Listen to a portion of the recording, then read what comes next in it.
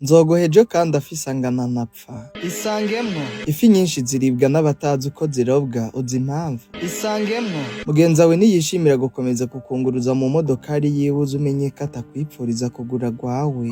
Isangemwo umupangayi ariha yishura neza bose ntamwipfuriza kubaka rwiwe. Isangemwo niwabona umugenzi wawe ari kumwe n'umwansi wawe uzomenye mwako kanya nyene kufise abansi babiri, umwe bizwi n'uwundi wo mwibanga. Isangemwo erega haje uvuga nabi abandi muri kumwe nawe akuvuga nabi ari kumwe n'abandi.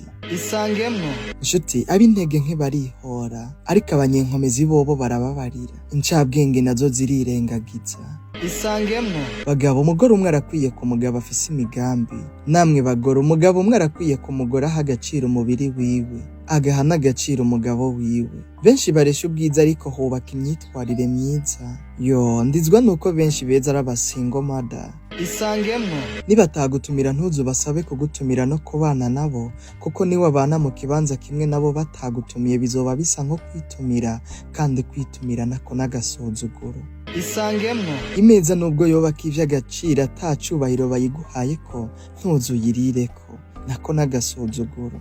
Isangemwo inshuti guhera aka kanya nyene wige gusiba aho badaha agaciro presence yawe, kuko kuhaboneka nako n'agasuzuguro. Isangemwo inshuti uzokwame wibuka ko uwo woba uri wese uri uw'agaciro ariko utari uw'agaciro kuri bose, nta w'agaciro kuri bose rega. Isangemwo ntukirengagize ko ivyo waronse ukavyina hari abandi babitaye kwiyarara.